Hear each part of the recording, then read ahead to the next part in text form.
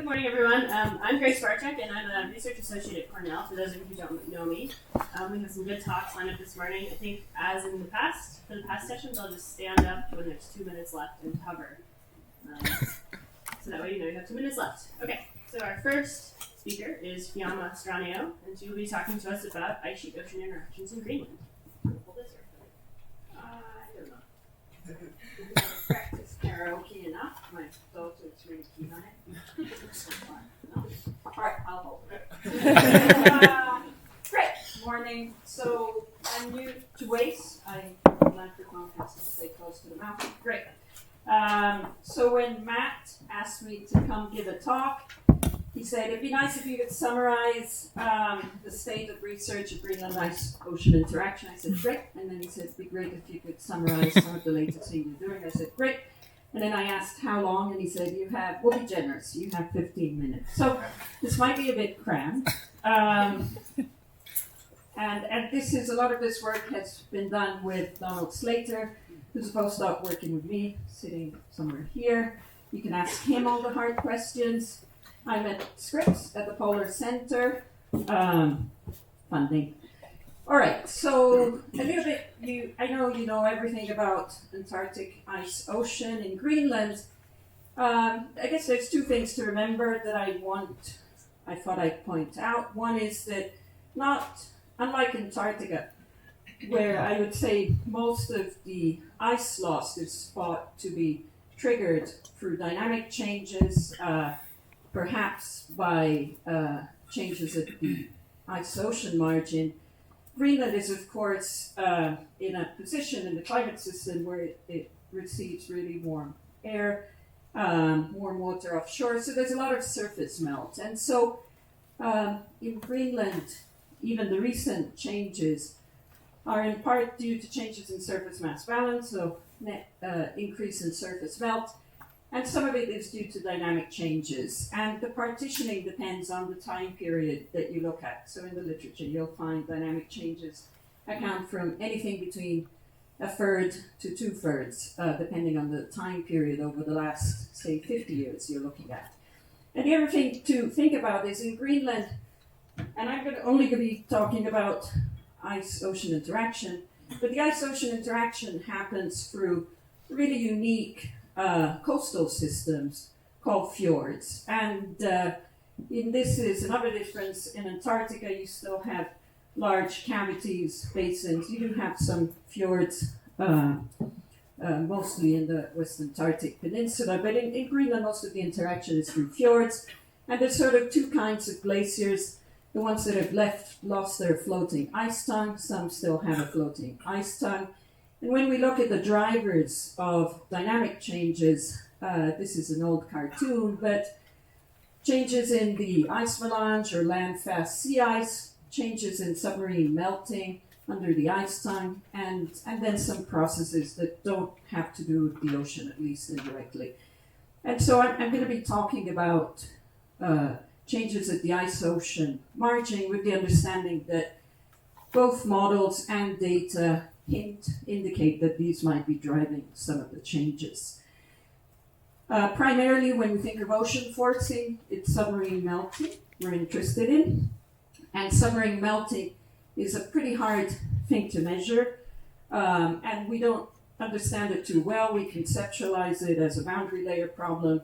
So what you're interested in ultimately are the exchanges of heat and fresh water between the ice and the ocean through some boundary layer. And without going through equations, but roughly theory teaches us, and some lab experiments, some borrowing from sea ice, that we expect it to be a function of the ocean velocity, that would be u, and the thermal forcing. So the temperature of the ocean above the freezing point temperature at the relevant pressure.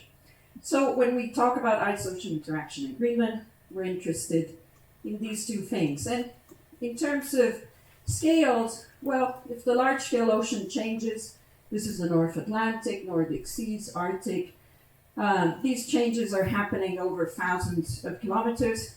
We have observations in the modern era. We have models that can do this pretty well. But then these changes are propagate to the continental shelves. Now the scales are a bit smaller, hundreds of kilometers, shallower regions. This is a model simulation. You need to crank up your resolution. You also need to know your bathymetry really well. But then we need the fjords. The fjords are maybe 100 kilometers long, 10, 25 kilometers wide. They're absent from pretty much all of even the regional models. And then we're not done. Then we need to get to the ice-ocean boundary layer where really the exchanges happen. So ideally, we'd like to study this problem with a model that does everything. In practice, we don't have it. So the next best thing is to head to the field, which is what I spend most of my time doing or planning to do or trying to find funding to do. All right. So just an overview of where we stand. The fjords in Greenland, this is all pretty recent. It's all work over the last 2 decades or so. Nobody seemed to care about the Greenland fjords before that, except the indigenous communities that live at their margins. So this is Sermelik Fjord in southwest Greenland. It's where Helheim Glacier discharges, one of Greenland's largest retreating glaciers. And here what I'm showing is it's just a hydrographic section, depth, distance, glacier, collected through ship, helicopter, deployed probes. And this is a wintertime section, and this is a summertime section. And these were some of the first measurements that revealed 2 things. The first one is warm Atlantic waters that are circulating around the subpolar region make it into the fjords. So these waters, this is now absolute temperature, so it's about 4 degrees. Thermal forcing would be an additional 2 or so degrees, are reaching very close to the glacier and driving melting. But above there's a layer of pretty cold water from the Arctic. So this polar Atlantic system with different properties around Greenland is reflective of the conditions on the continental shelf. The other thing you'll see is in March, winter, there's very little change between the mouth of the fjord and near the glacier. But in summer, this isn't true. You actually see this rising of warm waters near the glacier front. And the fact that this happens near the glacier is indicative of glacier-ocean exchanges. Okay, I can skip this. This is a circulation of different water masses. All right, so why do we get rising of warm waters near the front? Well, if you look at properties, I don't have time in my 15 minutes to go into it, but you can actually diagnose that there's a lot of surface melt that has made it to the base of the glacier and is emerging at depth. For Helheim, that's 600 meters down.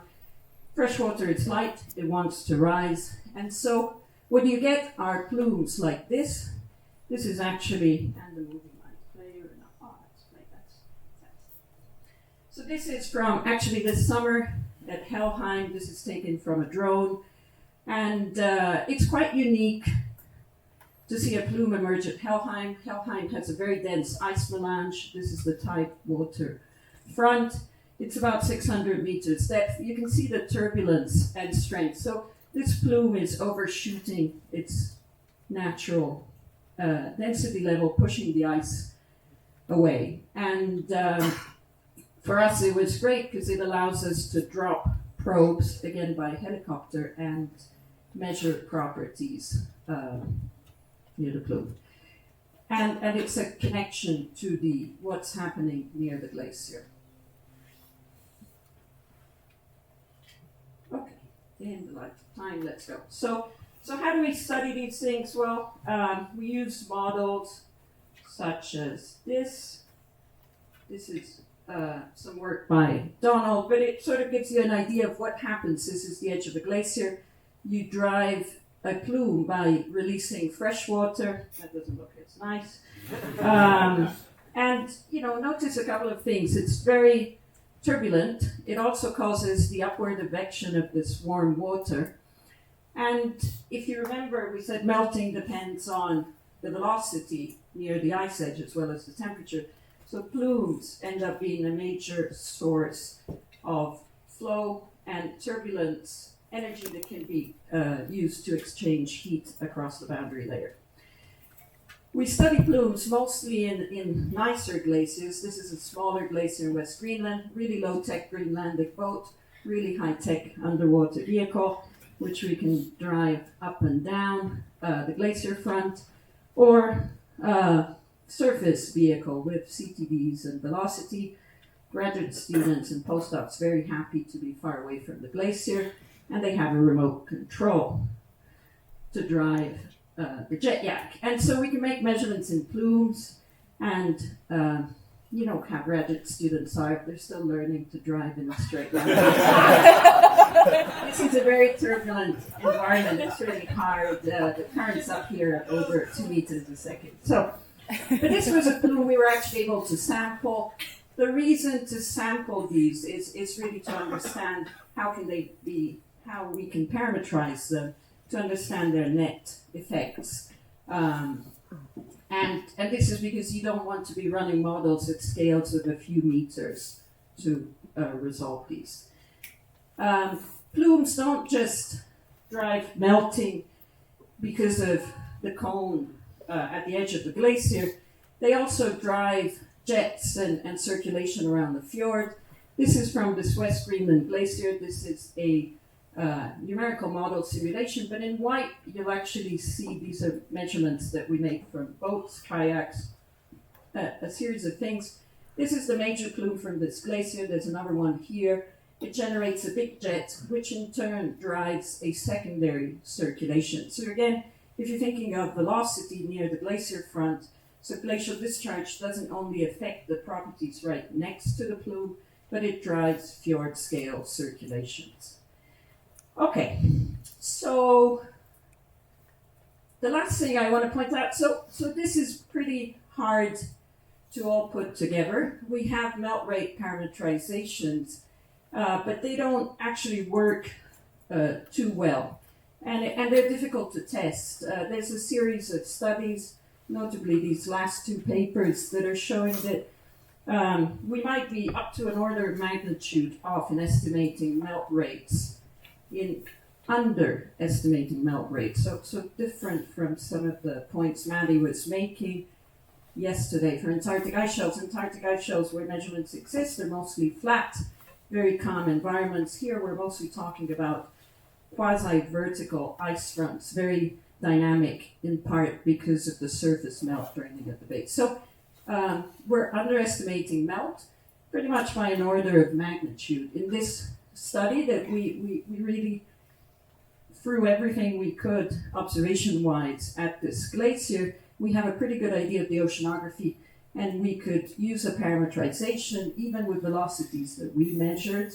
We still couldn't quite balance the ice flux, meaning we were an order of magnitude off, and calving doesn't play a big role here.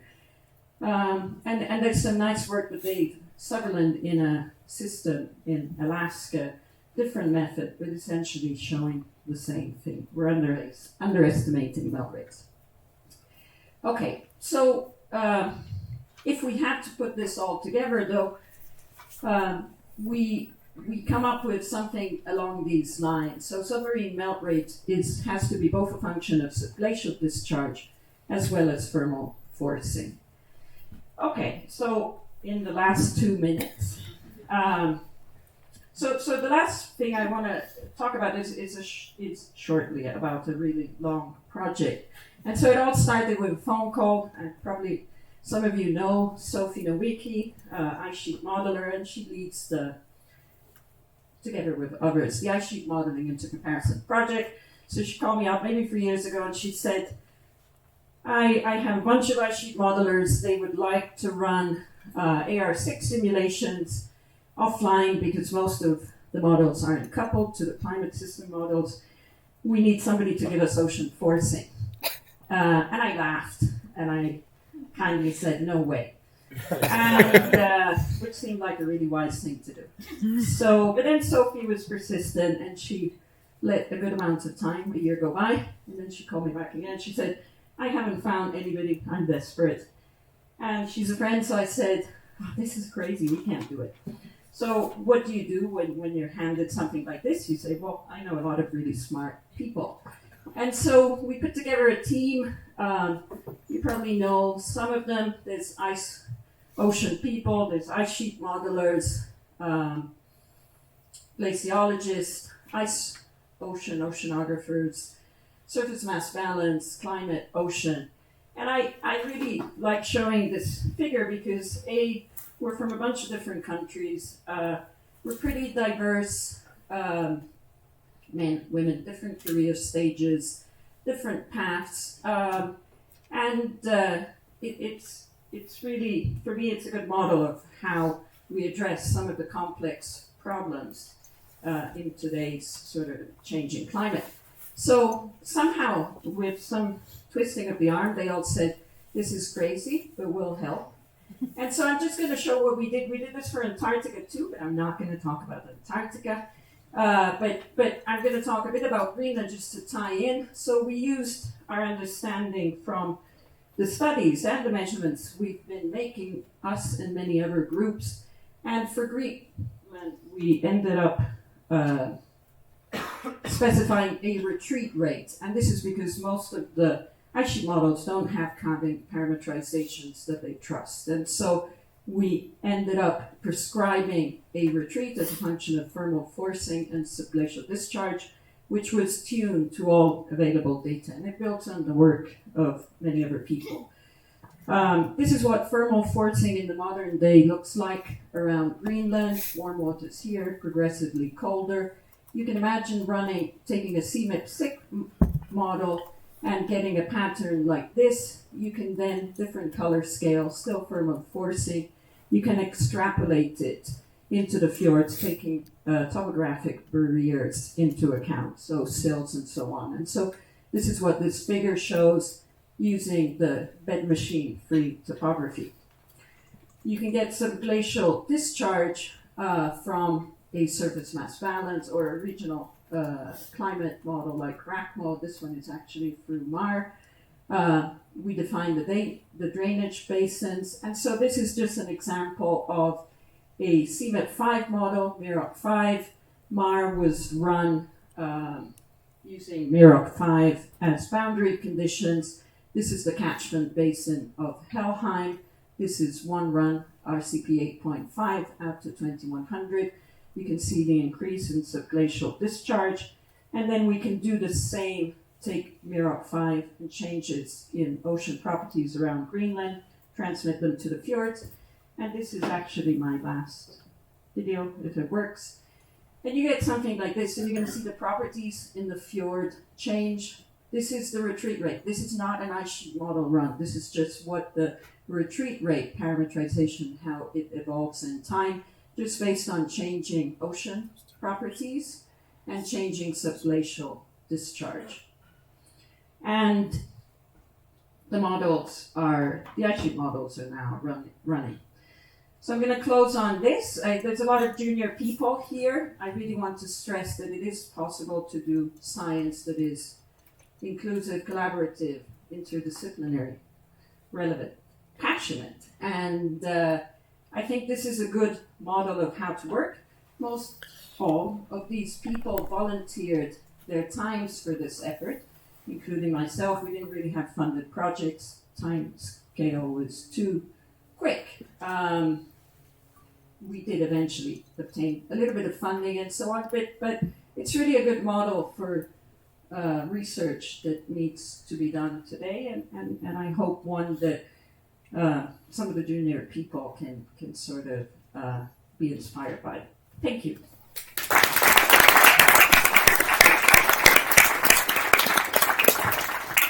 Thank you, Fiamma. Let's save our questions for the discussion at the end. Next we're going to hear from Paul Winberry, and he's going to be telling us about visual earthquakes and calving.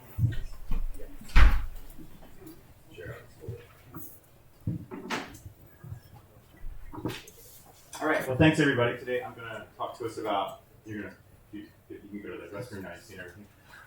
So we're going to talk about using seismology maybe to, I'm going to show how we can, some observations of calving processes from the grounding zone of Waits Glacier, and how this is potentially a new way we can start to help understand some of the processes going on. Okay, so this is all funded by NSF, and lots of people have helped. Okay, so I think now we have a good handle on, especially over the past two decades, that there are a lot of processes that control glacier behavior that we have a poor handle on the physics.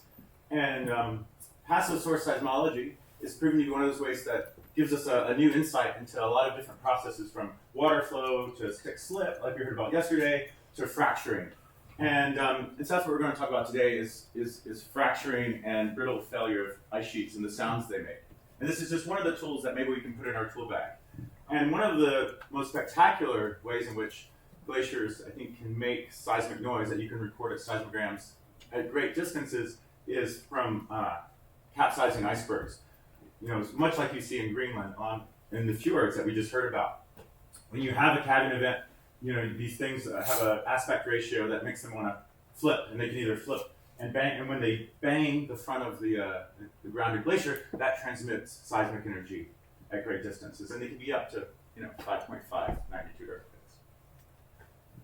And these were first discovered because even if you're not a seismologist, they look weird. They don't look like tectonic earthquakes, right? So the top wiggle, this is about 100 seconds. This is what a seismogram looks like.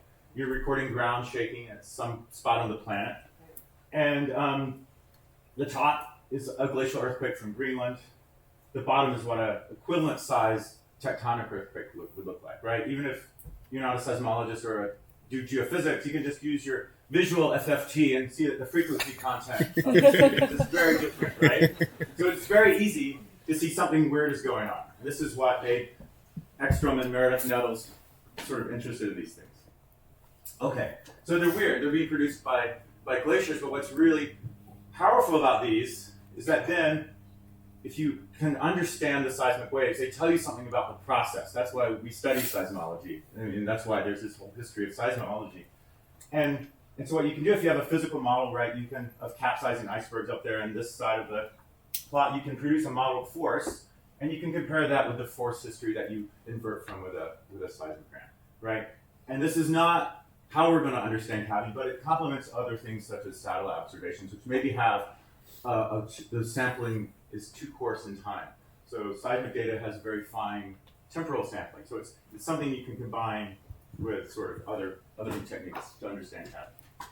So as we said, we have lots of these things in Greenland. And they occur all in the outlet glaciers. And so this was a study, recent study by Olsen and Nettles. Basically, they had 145 events in 3 years. 145 in 3 years.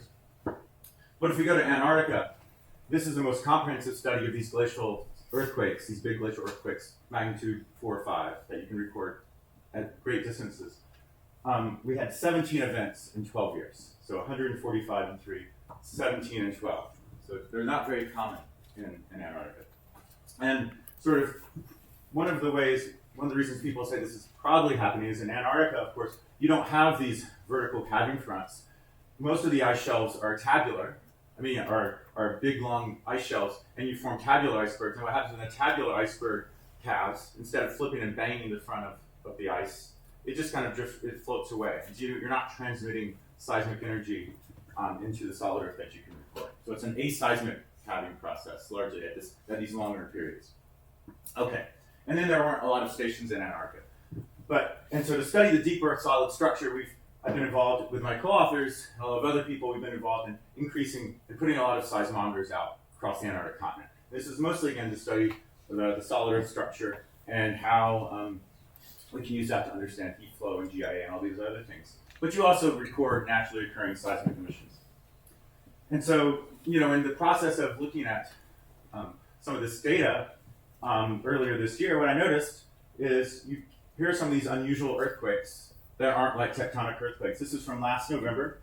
And what we have now is each one of these lines is a different seismic station in Antarctica that we deployed, and it's arranged by distance from the source of this seismic, of where these energy is coming from. But we have two sort of these long period seismic sources that are not like tectonic earthquakes. They're about magnitude 3.3. They have these low frequencies. So basically they're not tectonic. They're these weird, unusual earthquakes. And so we're like, oh, what's going on? And of course, we went and tried to locate these seismic energy sources. And what we found is that they're occurring. This is now the estimate of location. And here these blue dots are seismic, some of the seismic stations where we recorded these things. Is they're coming from the cavern front of Thwaites Glacier. Okay. So then we were like, but because the frequencies are so low, our ability to isolate location isn't great. So we were like, all right, we'll look at some satellite data, see if we can pin this down.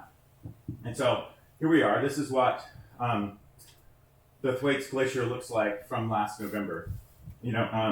Basically, you have an ice shelf, you have the ratty remnants of an ice tongue, and then basically you have essentially no ice shelf left on this sort of far western side of the glacier. Okay, and you basically have a launch. Right. 6 minutes. So then we're going to look at the side, because looking at the seismograms by themselves, it's sometimes challenging to determine the mechanism. And there's capsizing icebergs can produce these long period seismic waves. We can also get stick slip, like we heard about yesterday from the Willans ice stream. It produces very similar long period dominated seismic waveforms. So we're going to look at satellite imagery to see if we can tease out what's causing these weird glacial earthquakes from the front of the Thwaites Glacier. And so once again, now these next few slides, what I'm going to have across the bottom is the seismogram from the station closest, which is about 125 kilometers away. So we recorded the signal 1,600 kilometers away at South Pole. But we're going to look at this. And so we're going to look at some Sentinel data first, Sentinel-1 data, in this little box here. And so we're in the section of the Thwaites Glacier that no longer has essentially any ice shelf. It's basically the grounding line is essentially at the ice edge. And that happened about 4 or 5. Okay. And so what we have now is a Sentinel-1 image from 1 day before we record these weird earthquakes. Okay, and what you can see here, this is the melange, this is grounded ice, here's the ice edge, and you have these big rifts, and what you're going to see is it's going to form a tabular iceberg. All right. And so now what we have, 1 day later, we're about 10 minutes in before we see this first long period seismic event. And what you can see if you flip back and forth is we've started a cavern event. Okay, there we go. Sentinel's great. What's amazing, Sentinel-1's actually 2 satellites, and so by luck, you got to get lucky, because we got another Sentinel image about an hour later. And what you want to do is watch these other 2 circles. And now, this image is about 10 minutes after the second of these two glacial earthquakes. So, and what I have circled in red there is while we clearly have these tabular icebergs, what you can also see is we formed capsized icebergs, which we think we require, or they're the most efficient way of generating these long period glacial earthquakes. And so there we have, and they're black and they're capsized icebergs. Okay. All right, and there they are, capsized icebergs. And this really quickly, of course, so now we see what's happening is we're producing this combination of tabular icebergs and capsized icebergs, allowing us to study this process of cap. So really quickly, of course, we can look at sort of higher frequency fracturing events, because we know these calving events don't happen overnight, right? You have to form rifts and cracks that eventually produce the calving event. And so just really quickly, if you look at the week before leading up to the calving event, this is now a week-long seismogram, and we're looking at a frequency band that basically tells us about smaller fractures. And I won't go into more detail on that, but this is a week. And what you can see is you get this buildup of this high frequency energy leading up to the eventual calving event, which is there on November 8th. And the story is basically, this is now Sentinel-2 imagery and some Landsat imagery. But basically what it is you see some fractures. Basically, these are the rifts that eventually form these big tabular icebergs, but you can see fractures developing, which we think are these high frequency, like magnitude 2 earthquakes. So we're seeing the precursory behavior leading up to calving, and then post-calving. You can see the capsized icebergs and the tabular icebergs. And I'm done. And basically, and this is saying we see this for other events as well. We can record the calving process 1,600 kilometers away. But we can also hear the process leading up to a calving event and understand the fracturing processes that initiate this calving event. This again is another event from 2017. So once again, sort of we can use seismic data to help us understand this sort of calving event on glaciers and quakes.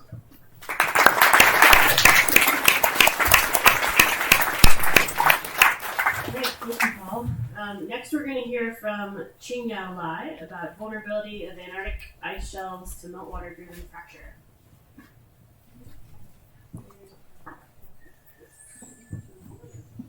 Alright.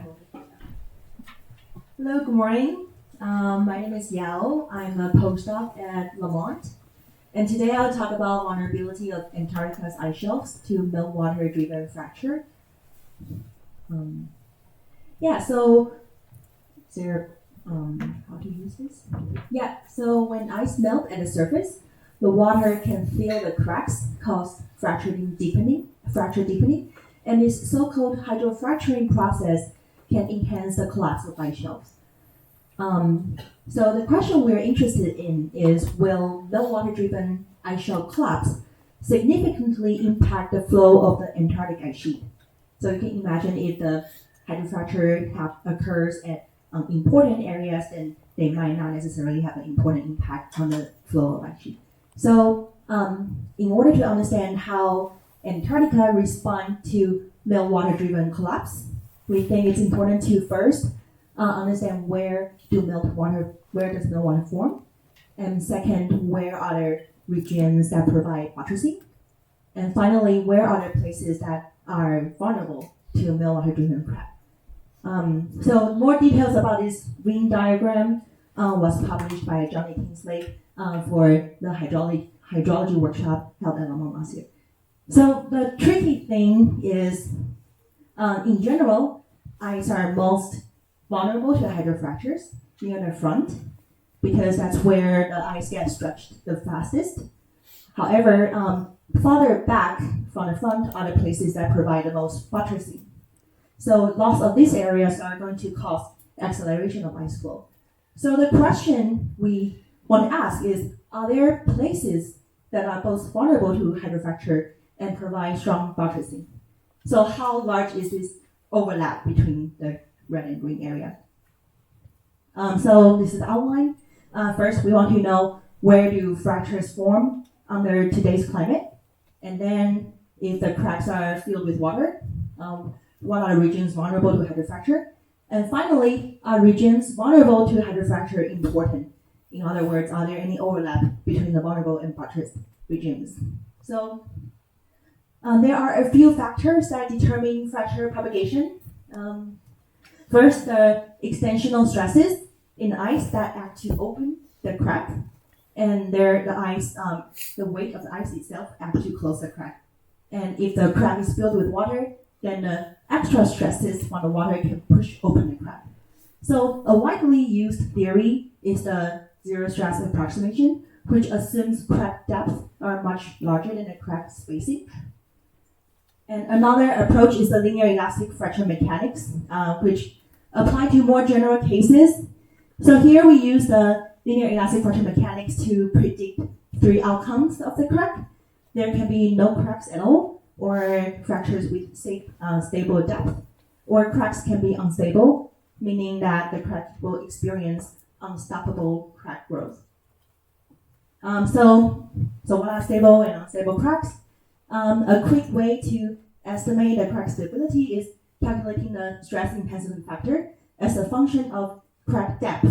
So we will expect crack propagation if the stress intensity factor is above the fracture toughness, which is a material property related to the energy required to break the ice.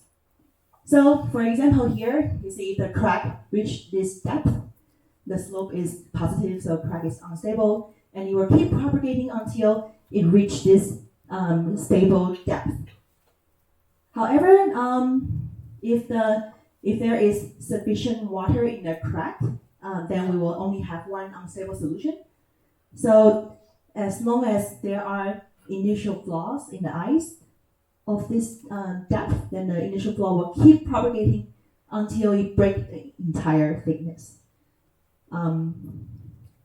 So next, it's convenient to not dimensionalize the system so that we can quantify the crack stability as a function of dimensionless stress and dimensionless toughness. So different graphs are scenarios of different water depth in the crack. And now we focus on the scenario where there's no water in the fracture. So let's see how to read this graph. So depending on the value of dimensionless toughness and the value of dimensionless stress, we identify three scenarios of the fracture. We can have no fracture, or stable fracture, or unstable cracks. So the critical question is, what about the observations? So we have strain rate data and the thickness of the ice shelf and viscosity of ice everywhere on Antarctic ice shelves. We also have toughness measured from laboratory experiment, but we also need to know where fractures form. So a challenge is that Antarctic satellite images are huge and it's impractical to manually label all the fractures across the entire continent. So this is where machine learning comes in. So here I train a deep convolutional neural network to learn the fracture patterns. So for example, this is the input satellite images, and on the right here is the prediction of the neural network. So the gray scale represent the likelihood that a pixel contains fracture. So you can see the white patterns capture the fracture locations. So next we can apply this convolutional network to detect fractures across the entire ice shelves. If just give you some numbers, roughly 2 million pixels out of a total of 18 million pixels of ice shelf areas were identified as fractures. So they are marked as the white patterns here. And this is a close-up example. You can see the neural network did a pretty good job identifying the fracture pattern. So this serves as an observational benchmark for our theory. So let's recall this is a stability diagram. And these are the observations. So each dot on this graph represent, each dots are parameters evaluated at every 1 by 1 kilometer square fracture locations. So the good news is most of the points lies in the gray triangle, agreeing with the physical regimes that we predict. And in addition, we also derive a analytical scaling law that agrees pretty well with the numerical solution of this non-crack to stable crack transition boundary. So this is very exciting for us because from this approach, we can compare this physics-based model with observations across the entire continent. And this will be quite difficult without the machine learning technique. So now we're more confident with the linear elastic fracture mechanics approach. Then we can estimate the crack depth by calculating the stress intensity factor as a function of the crack depth. And you can see this x location of the black dot represent the size of the stable crack. However, in an extreme scenario where all the fractures are filled with water, these fractures will become unstable. So they are marked by the red regions here. On the other hand, the green areas are places that provide insufficient stresses. So we need very large initial flaws to destabilize these cracks. And so we know that these green areas, the stresses are very small and sometimes even compressive. So it's actually very unlikely to have this initial flaw as large as 100 or 150 meters. So these green areas are actually pretty strong and resilient to hydrofractures. So the red is vulnerable and greens are resilient. And now we can compare their vulnerability map to the water distribution. So you can see, for example, in the George VI and Emery ice shelf, most of the water lies in places that are resilient to hydrofracture. But in the future, if the water move from the green to the red areas, we will expect hydrofracture to occur.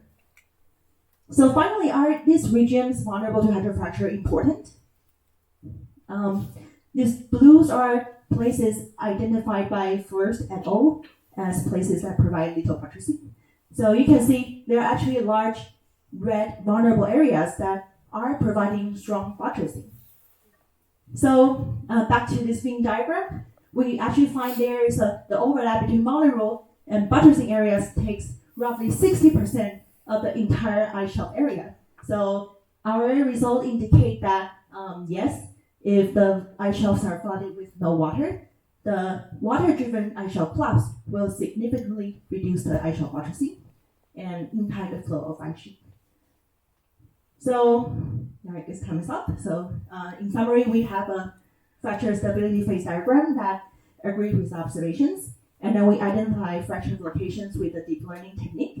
And finally, we find that there are large portions of Antarctic ice shelves that provide strong buttressing and will be vulnerable to hydrofracture if flooded with no water. So finally, I want to thank my colleagues from Lamont, from Google Research, and Utrecht, and I'm happy to take questions. Thank you.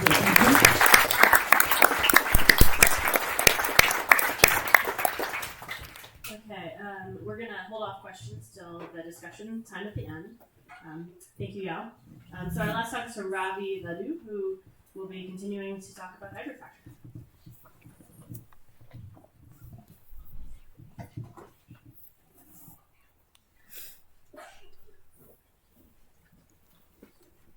Good morning, everyone. Thanks for joining me in this discussion today on the hydrofracture of glaciers and ice shelves. I'm going to continue the discussion on Yao's presentation here, and we totally did not collude with each other before this.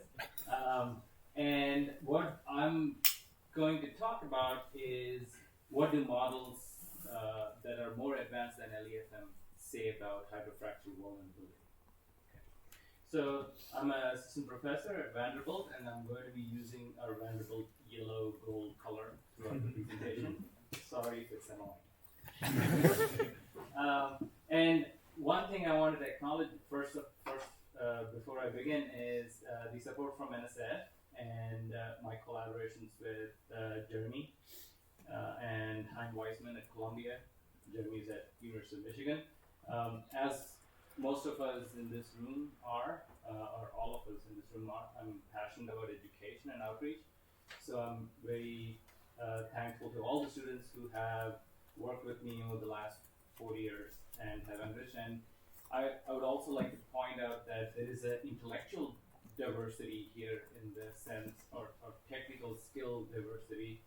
I have graduate students who are civil and mechanical, undergrads who are like earth science, physics, and computer science, and then high school students. In fact, I've noticed that the younger generation is much more passionate about climate change and sea level rise than I was when I was a civil engineer. So that's a good thing, and I feel optimistic. Then, to begin with, I don't have to tell this audience that Antarctic ice sheet has implications with sea level rise. This is a different slide for a different audience. I just want to point out that iceberg calving from Antarctic glaciers and ice shelves, which is due to a fracturing process, is responsible for almost half of the mass loss. That means it's kind of as important as the melting part. And if this happens to be wrong, then that's Jeremy's fault. He told me that.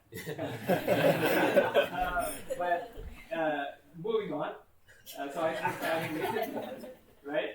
And there are several interesting research questions here, and I would like to call this, the knowledge gap, and pun intended because it's about cracks and there are gaps, right? So we do have water in over glaciers and ice shelves, and this is a picture I found on the internet, and this is tensile fractures in Ross ice shelf, and they seem to be nicely spaced. And then there is the other process, which is where your fracture happens close to the terminus, and you could refer that in the geology literature as cliff failure in some way, right? So the first question is, can meltwater-driven hydrofracture and plate bending accelerate calving fronts? And that's attributed to Professor Ted and Dr. Ted Campos here. Then the other question that Econo Pollard posed in some way was, can ice cliff failure due to this shear fracture and coupled with hydrofracture of ice shelves cause an instability that will cause rapid retreat of this ice terminus and cause maybe 1 to 3 meters of sea level rise. And then there was Campson Edwards, I think, they wrote a paper that came out early this year saying that may not either be required or that may not be plausible, and maybe it won't be a meter of sea level rise, right? So those are the research questions that motivate our work. And then there is a technology barrier or gap. And here I'm working with researchers at NCAR with the community ice sheet model. And these are some results we got from preliminary simulations where if you did the whole Antarctic ice sheet simulation and you use several different calving schemes to initially get these terminus right, and that would be sort of like a no advanced calving. That means your ice shelf cannot go beyond the present day terminus position. And then you can also do a thickness based calving where if your ice is more than, or free ice cliff is more than certain height, then that calves off, right? These are empirical calving criterion, and if you use that and calibrate with one part of the ice shelf, which is Ross ice shelf here for the simulation, and then you do a forward simulation for like a small 3,000 year, relatively small time, right? And then what you see is all these unrealistic floating ice tongues coming out of, I think this one is the Filtrone, this one is the Thwaites, and there's something here as well. And near the Ross, it's pretty good because you calibrated it with that, but otherwise you see this little needle popping out here. I don't know if that has a name or not, because it doesn't exist. And one way to know whether this is right is we could wait 3,000 years, right? And if only we can live that long. And so modeling does help, right? And then, but we do have a technical barrier here that we need to overcome to put in better calving models. And in that regard, we've been resorting to fracture mechanics for a while. As Yao reviewed, I'm not going to go into the details. There's a zero stress model that is commonly used, and that is integrated into the bicycles model that Stephen Comfort and others have been using recently. That is appropriate for a closely spaced field of crevasses. Then you have the linear elastic fracture mechanics model, goes back all the way to Hans Wirtmann at Northwestern, where I did my PhD, but not with him. Right? And so that theory is applicable for widely spaced crevasses. And so in ice shelves, because the cracks are relatively widely spaced, you would think that linear elastic fracture mechanics is more appropriate, and it indeed is appropriate. And we've been using continued damage mechanics for a while, and so was Chris Borstad, and they're efficient in representing calving and ice sheet models, but the question is, are they appropriate, right? So that's where we started doing more fundamental studies, and how do they match up with these two zero stress and linear elastic models. So I don't think anyone will be questioning me when I make a lot of assumptions because I'm a modeler, and I'm going to say that the glacier in this case is a grounded glacier and it's rectangular, and it's going to be marine terminating but fully grounded. There's no floating. There's no friction at the bed. The glacier deformation is small. That means it's not really moving at all, but it is moving because that's how the stresses generate. So that's a little bit of a strong assumption, to say the least. And then we are assuming ice is linear elastic solid. There's some small scale yielding constraint, and there is standing water, and which is debatable whether the water is moving or not, and no surface accumulation, right? So all those assumptions were made by these people. So you can direct your questions to them, and that makes superposition valid. So I'm going to just show these as a credibility sake that yes, I do understand a little bit about the math and that's what gives these results, but not going to them, I don't have time. One thing I would point out is that floating ice shelves and grounded glaciers, so floating ice shelves have this pressure boundary condition here, and they give, the models change when the basal conditions. So in the words of a famous American artist, I would say it's all about the base. And so let's skip the damage mechanics slides, but I'll just show these equations, a lot of them, and we solve them all. And when we do that, we get these crack propagation figures.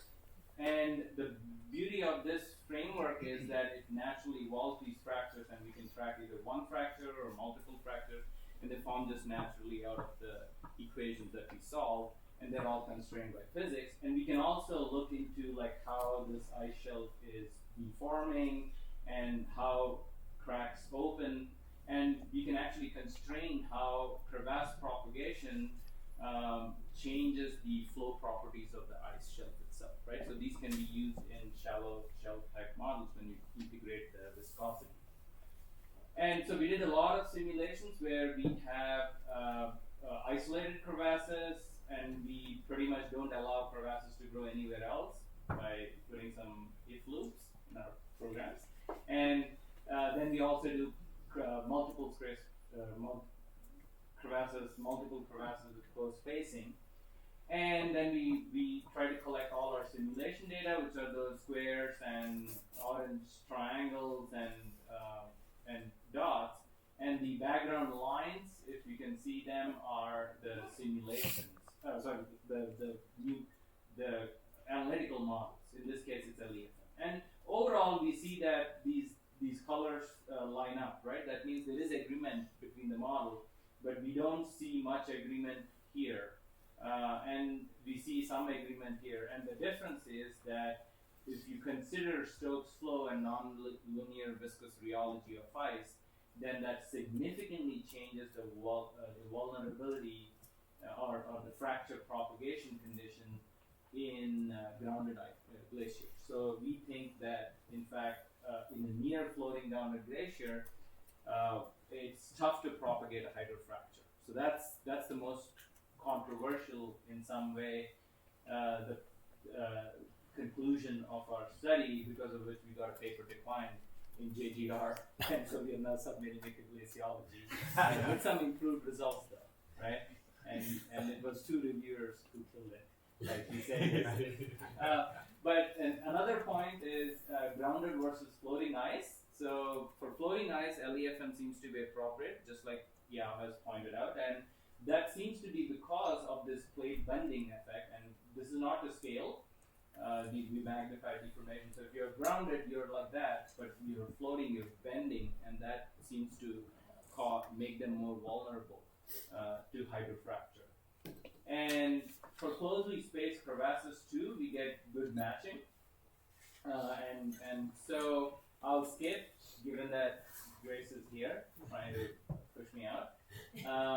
And we've done some basal crevasses and then shear fractures too with our damage model. And so Jeremy has this paper where he suggested that a surface crevasse can propagate, a basal crevasse can propagate, and then there would be a shear fracture that would eventually lead to calving. And we do see some evidence of that too, but we are also getting some other crevasses that are growing. And so we're still trying to understand this. In some way, my career thus far has been to prove Jeremy right or wrong. He makes a hypothesis, and I get to have to prove it. And then we are also inputting the damage model into Rift in a shallow shelf setting, and actually Alex Hugh did most of this work with Ben Smith, and I've been collaborating with Alex Hugh at UW. And so that's it. I want to conclude by saying that our damage model is consistent with LEFM and zero stress in different regimes, but the important point is that ice shelves are more vulnerable to grounded glaciers with hydrofracture. And there is a feedback between viscous and damaged process that can actually alter calving, and that needs to be captured, which we don't currently do. And lastly, what we don't also consider is the effect of dancing penguins on calving. And I always try to squeeze in a penguin whenever I can. All right, so that's it. I'll end there. And sorry if I went over time.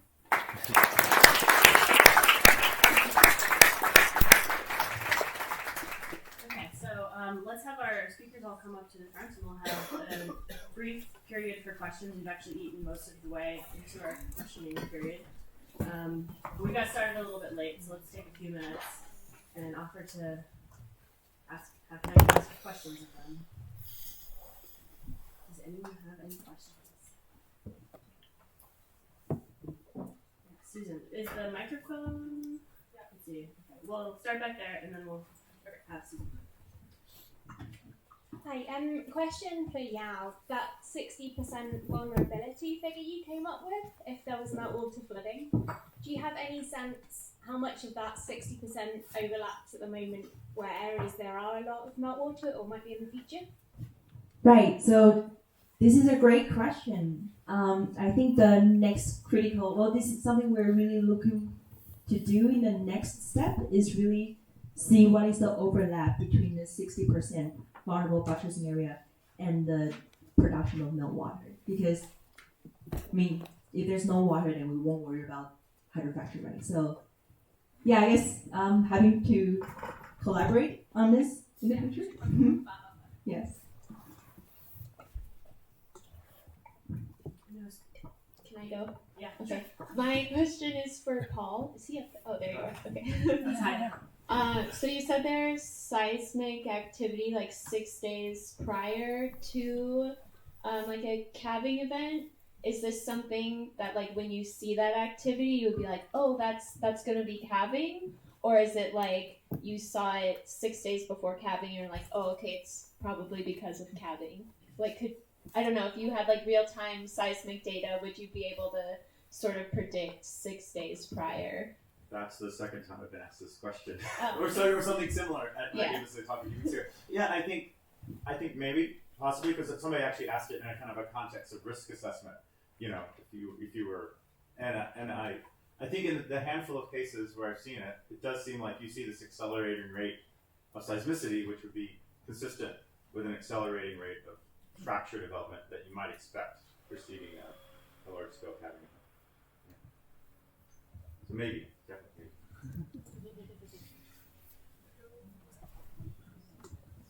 Let's hear from Susan. On the same topic, in Alaska, they've been able to actually estimate volumes of ice based on analyzing, the size of the seismic signals. Do you think there's any possibility for that from the? Yeah. I mean, I think it's a work in progress. I think Amadine's Sargent, she's the one. Her paper, she has a series of papers where I think she's really pushing that forward in Greenland. I think it's still a work in progress. Because there's still some ambiguities, but I think we're getting closer towards doing that. I mean, it's still a relatively young field, so it's exciting. I think we're pushing the boundaries of what we can extract. Fiamma, of course. If you had to pick one, just have a first guess at what might cause your observed melt rates to be so much bigger than what you would predict, what would you go for? Good question. Probably ice topography and associated drag coefficients. But maybe there's things we're not thinking about, like intrusions of meltwater and much larger surface area once exposed to ocean water. Yeah, cool, thanks. I'll just take it. So this is my 9th WAIS, not my 26th like Ted, but I'm sure he could vouch that probably for all 26 years we've been trying to come up with a calving law. And Fiamma captured it great where she's working with a bunch of ice modelers and they're like, meh, we don't trust any of these. So we have a bunch of observations and models, and we have basically the next thing going to IPCC that's basically just a parameterization to do something. Are we closer? Maybe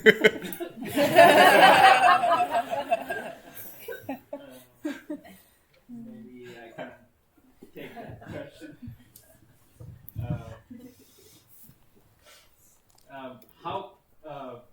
How close are we? I may not be able to speak, but have you made tremendous improvements that I can speak for? So, as I pointed out, the existing calving laws are either based on a strain rate equation or attributed to Ali and others, Richard Ali and others, or we have the height or thickness based calving equations that are proposed by Doug Ben, but they're only very useful for outlet glaciers, right? And so there are limitations, and different glaciers calve differently, and ice shelves calve much differently. And from what we understand, the fracture physics-based models give us that opportunity to use physics and then try and see how they work. But from the implementation point of view, many models still use the empirical laws, and the first obstacle we have to overcome is to getting these implemented in shallow shelf and or some higher order stroke based approximations of ice sheet models, and then and that's where we are still yet. That's my understanding, and how well they do it is going to come up pretty soon. Right, so just from my 1 year of experience in glaciology, I think there could be progresses in both observation and modeling that can make tremendous impact. So, for example, for observation, like the basal cracks can absolutely have a huge impact on calving. And so far, at least, I don't know, maybe you have a good model, but we don't really have good enough observation of all these basal cracks, like continent-wide observations, and they will be very helpful for modeling. And from a modeling perspective, I think it's still quite challenging to implement linear elastic pressure mechanics into an ice flow model, because the ice flow is a viscous model, but then we need to include these elastic effects that occurs at a much shorter time scale. So I think we just need a smarter way to parameterize this fracture mechanics into the ice flow model. So yeah, you want to add something? And then the other thing is, don't forget to include the ocean. So if you spend a little bit of time hanging out at glaciers in Greenland, you will see that plumes are really effective at scouring in glaciers. You'll see a lot of heterogeneous behavior along the ice front. And so what we did in ISMIP 6, it's not entirely ad hoc. It's based on a growing number of studies that show that there's probably a link between subglacial discharge, its localization, and its different heterogeneous melting at a glacier face, whether it's overhanging, undercut, it's maybe the same thing, vertical lines, because your plumes are so I think this part is also very important. And from an oceanographic perspective, in a stratified ocean, you are not going to get the same melt rate across an entire glacier face. The ocean is really effective at scouring different parts of the glacier. So this is where we have to meet.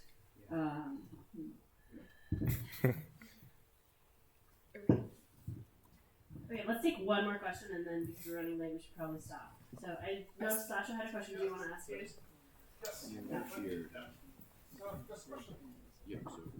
So this is the kind of question for all of you, which is so you have, let's see, you have water flow crevasses, you have basal on the surface, basal crevasses will have their own interesting sort of oceanographic stuff, and then you have all these forces acting. What instantaneous changes will take place to the hydrology of that regime during and immediately after a calving event? You guess, what'd you say? So that sort of, I guess, goes to all of you, because each of your touch upon some aspect of that, and it's definitely one of those areas that's going to be difficult to get to in the field, but would be, as always, seems fascinating. Anyone? So in terms of, I would say grounded glaciers, I think there was a paper by Richard Alley which talks about meltwater accessibility to the base and how hydrofractures can actually deliver surface water to the base, and then that would in fact cause more basal slip to happen, right? And so in the grounded portions, what we see is, while on one side we see that they're not vulnerable as much as the ice shelves are to hydrofracture, the question is what is causing these lakes to drain, right? Because that would mean that there is an efficient fracture or some kind of a channel that connects the surface water to the base, and so that's something that would involve more work on our end, but that's as much as I can comment on the hydrology here. Maybe it's the draining that we need to look at if we want to figure out the hydrofracture piece. Okay, well, let's thank our speakers one last time.